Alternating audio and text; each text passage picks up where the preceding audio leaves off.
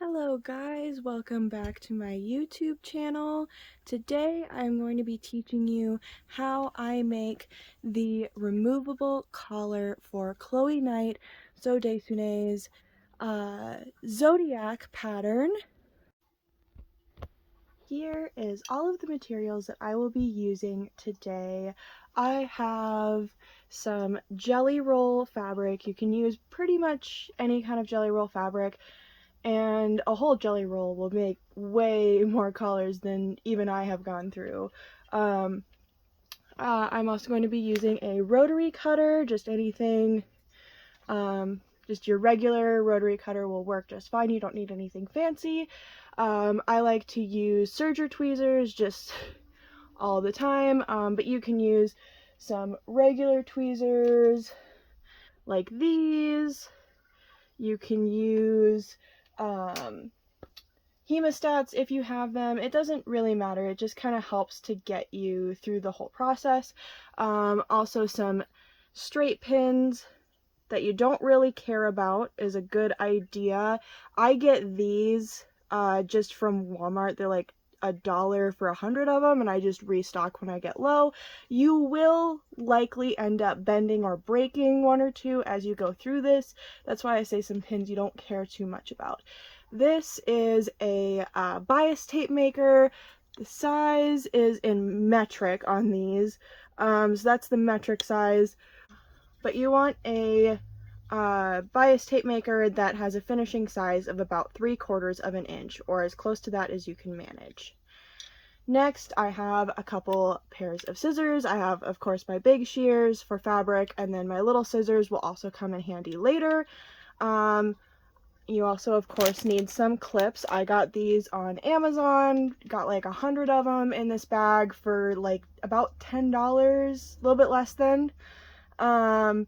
And I just have a variety pack, so that's what I'm gonna go with. You don't need an adjuster clip because it's not like this is going on a real animal where it's gonna grow someday and you'll need to adjust the size. So you just need the clips. You don't need the adjuster for this collar. Then I also recommend that you have some sort of an acrylic ruler and a self-healing mat.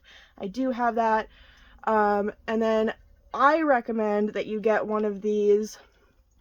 They're like a quilting type, a miniature quilting iron. I like this one. You can get different brands. Just basically it's an iron, but this little tip is only about 1 inch long, so it makes it really easy and less likely to burn yourself while making bias tape. But if you don't have that, another option is just a regular big iron will also do it. Just be sure to be very, very careful, because we're going to be working with cottons. You do need to typically have a higher heat in order for it to fold nicely. So your first step is to cut about 1 foot length off of your jelly roll fabric. They usually come in about 1 yard long each, with 2 or 3 of the same color and pattern in the roll.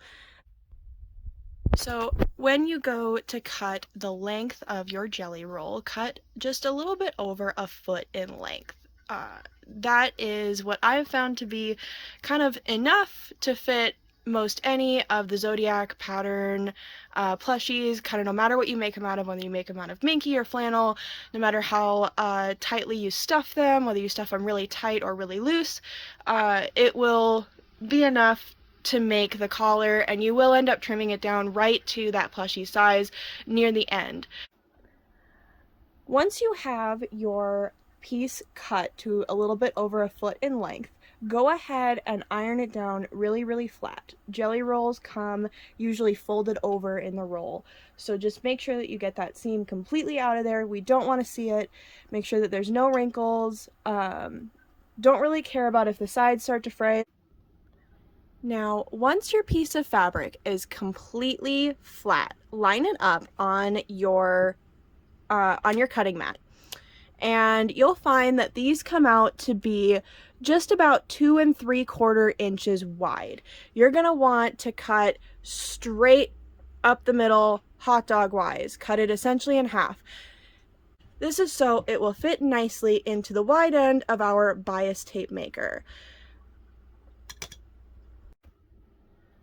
Once you have your 2 pieces of bias tape, you can go ahead and make 2 collars. Today I'm just going to be making one and saving the other side for a future project. So I have my one piece of my one side of the bias tape. It's half the width and about a foot long, a little bit more.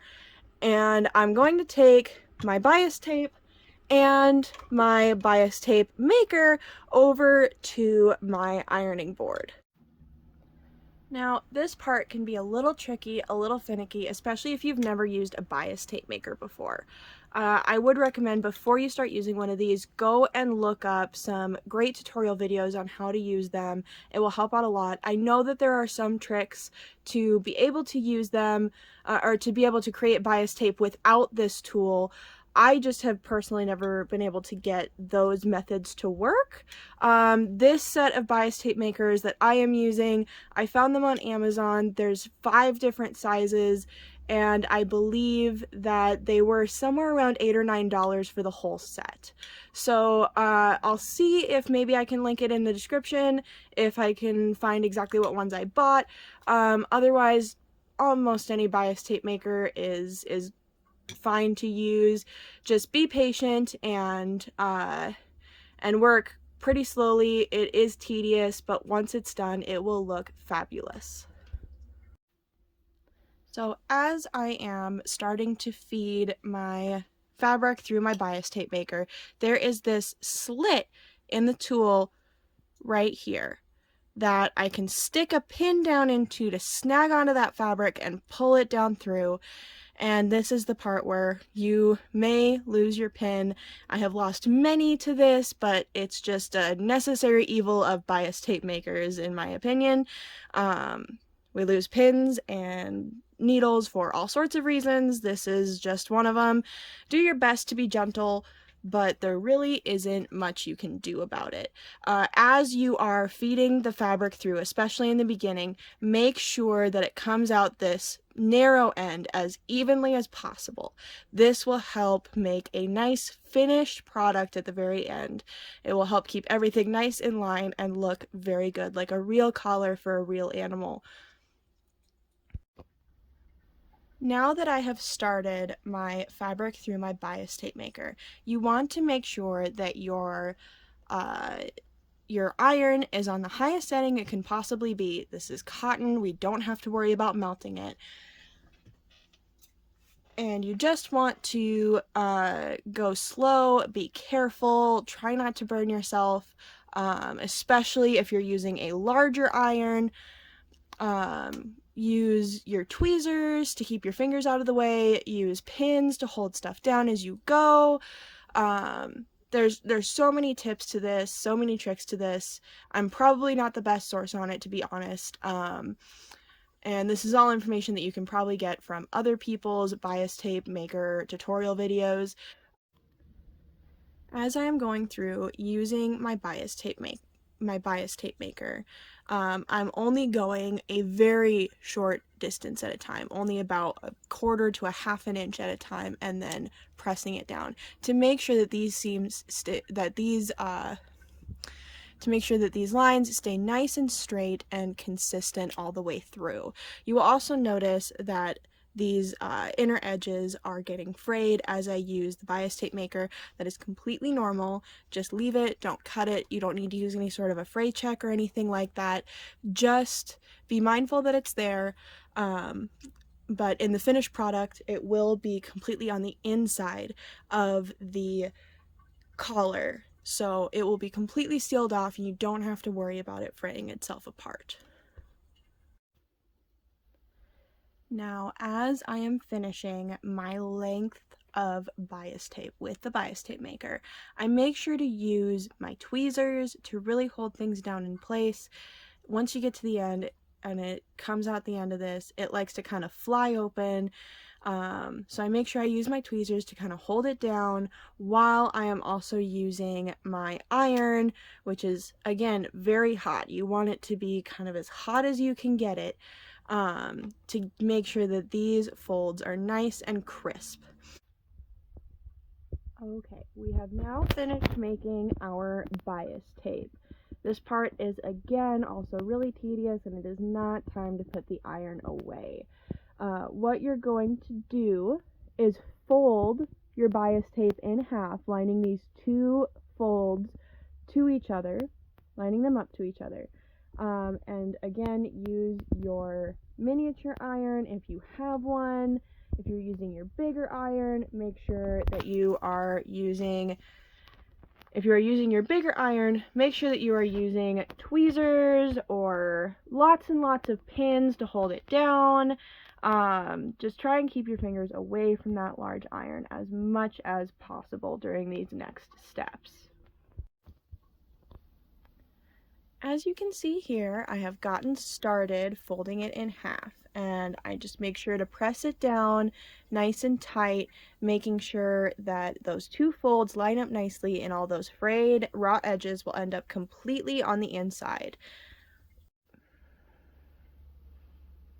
Be sure that you take your time with this because that iron is very hot and this is a very small strip of fabric. Use your tweezers, use your pins to hold it down for you while you are ironing this out. Now that it is completely pressed in half, it won't stay down completely. It would take hours of ironing to get it to do that. So instead what we're going to do is we're going to take it over to the sewing machine. You can use any sewing machine so long as it'll do a straight stitch. So here we are at the sewing machine. This is the one that I'm going to be using today. It is a borrowed sewing machine as mine is still out of commission, but and I will be using the number 2 stitch on this sewing machine so that it will automatically backstitch for me at the beginning and the end.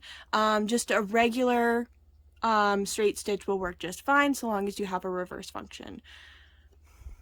When you start, to make sure that this tiny piece of fabric does not get absolutely swallowed by your sewing machine, I recommend that you start about an inch from the very edge. This is another reason why I had you make the original piece a little bit over a foot long, is so that you had the extra wiggle room to push this back so that the feed dogs will grab onto it behind where you're stitching and pull it through without it getting sucked down into your machine and jamming your machine.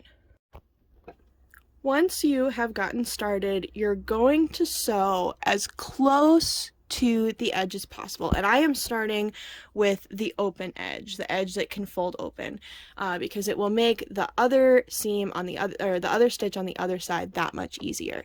So I am sewing, as you can see, as close to that edge as I possibly can, while still making sure that this seam will be nice and strong. If you have a bias tape foot that is adjustable, feel free to use that at this point. I don't have a bias tape foot for this machine, but it really isn't that hard to sew it together just with a regular presser foot.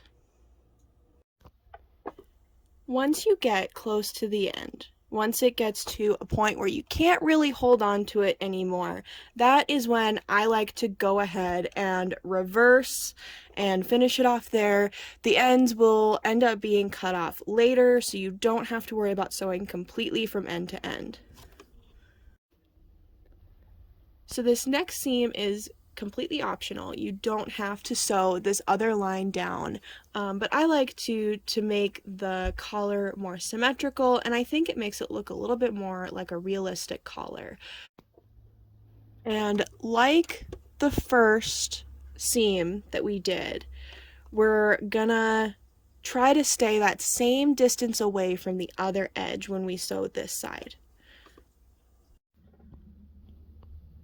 Now, once your collar is completely sewn down both sides, if you wish, at this point, if you have a sewing machine that does monogramming, you could potentially, if the letters are small enough for what your machine does, you could potentially add, some letters or some embroidery designs along this, you know, if your machine can accommodate for that.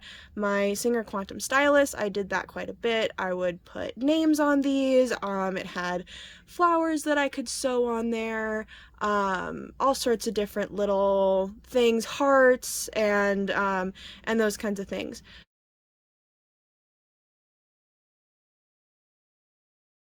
So, you know, if you want, at this point would be the best time to go and do those types of things. If you want to put beads on it, I would recommend at this point that you get your hand needle out and sew those beads on. I'm not going to be doing that today, but it is an option however you wish to embellish this.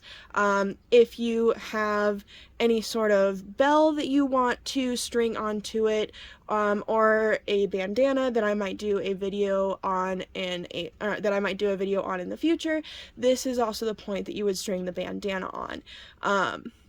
The reason why we put the bandana on before we put the clips on the end is because the pattern for the bandana I have, it doesn't fit over the ends of the clips at all. So once you sew the clips on, you're essentially sewing down the bandana to the collar. It cannot come off, but it can slide along it.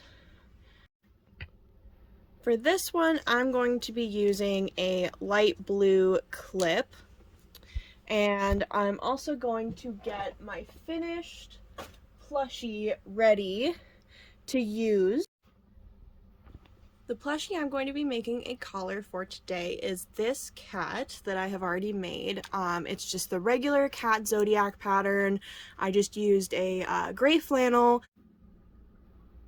So then what I'm going to do is I'm going to take the collar and wrap it around the neck of the stuffed animal to the back. Keep it nice and flat all the way around. And where it crosses over is where the clip will end up sitting. So what I like to do is take the clip and thread it onto one side, and lay it centered in the back. You do have to be careful to make sure that it's centered. If you have sewn a bell or beadwork or put any sort of monogramming or embroidery on it, you will want to make sure that this first side is kind of as accurate as possible. It'll just make the second side a lot easier. In this case, where it's fairly plain, there really isn't a middle point to it. Just kind of string it along up there. Since this one doesn't have any sort of a center point, what I'm going to do is just string one side of it up there a few inches and go from there. When you string it on there, you're going to want to string, see how there's a curve to it? You're going to want that curve to be lying flat onto your plushie. So what I like to do is string from the top side of the curve out the bottom side and fold it under while I'm sizing it to the plushie. Then I will unclip it and take it to my sewing machine and lock in that side of the clip. So as you can see, the collar is around the plushie's neck, and I have it strung through the top of the clip and out the bottom, and currently it's just kind of flopped over the side. At this point, if you have some sort of a design on your collar that you want to keep centered, I would go ahead and size the other side to it as well and use pins to hold it in place while you're sizing it, and then you can take it off and take it to your sewing machine and lock everything in. But at this point, what I'm going to do, since mine doesn't have to stay super centered, is I'm going to just take this as it is to my sewing machine and lock in this side of the clip. Now you will see that I have moved my needle as far to the left as I possibly can, and that is to make it so that the loop that holds onto the clip is as small as possible. You can't make it perfect with these and a normal sewing machine, unfortunately, but you can make it pretty darn close. So what I'm going to do at this point is sew back and forth about 3 times, and then I'm going to sew lengthwise about 1/4 to 1/2 inch, and then create an X pattern, and this will make sure to lock that clip in and make it so that this will not come undone. Once the first side of your clip is sewn in, You can kind of see the pattern I was going for of making a box and putting an X in the box. Then what you're going to do is cut off, trim off all of the threads on this end. Once those threads are cut, you will notice that there is this extra tail of fabric. I'm going to use my shears to cut that down as close to this, as close to my, to where I've sewn as possible. If you wish, you can, once it's cut, seal it off with fray check. I probably will do that. This isn't necessary. I've found that this area doesn't fray very much, but you know, if this is a plushie that is going to be handled a lot, the collar is going to be put on and removed frequently, I do recommend using it, but it isn't super necessary. If you are going to be using fray check, put the smallest amount you can onto this edge and then do not touch it. Leave it to dry for at least a half an hour, if not longer. And the reason why I say not to touch it is I've found that fray check, once you put it on something, if your skin oils touch it, I think that is what makes fray check hard and crunchy and uncomfortable. So if you're going to use it, make sure that you don't touch it at all for a half an hour. Okay, now that I have finished completely the first side of the collar, I'm going to resize it on the stuffed animal once again and kind of follow the same steps, just kind of making sure that the finished product will fit nice and snug, but not so snug that it'll distort how the stuffed animal looks or sits. I followed the same steps I did before, going over top and then through the hole. Now what I'm going to do is unclip it while holding on to it. If you wish, you can pin it. I don't find that very necessary. But I'm going to unclip the clip into the two separate pieces and take it to the sewing machine and seal in this clip just like I did the first one. Now that I have the second side of the clip sewn onto the collar, I'm going to wait before I do this final trimming on the back, and I'm going to test fit, make sure that it fits just fine, make sure I don't need to pull any threads out and try again, and if it fits perfectly fine, then I'm going to finish it off just like I did the first side by cutting just this side of it as close to that seam as I can. Use fray check if you wish. It is not 100% necessary, but it will help with the overall longevity. If the plush is just going to be sitting on a shelf as a display piece, then you probably don't need it, but if it's, you know, gonna be handled a lot, you're gonna be changing out the collars often, I would recommend fray check, but again, it's not 100% necessary, especially considering how fast and easy these are to make. And here are the finished collars on the plushies.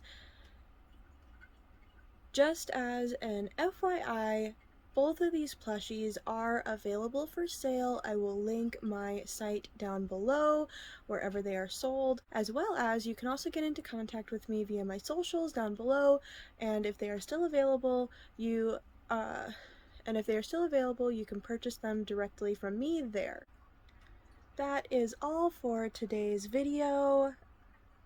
That is all for the video for this month.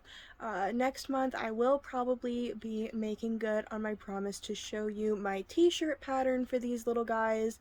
Let me know down in the comments if there's anything else you would like to see, if you would like to see walkthroughs of certain patterns by Chloe Knight or any other pattern maker. I will also be linking along with my socials down below, I will also be linking my Patreon. Feel free to support me there. Have a great month. I will see you later. Comment, subscribe, like, share, all of those fun things, and I will see you next time.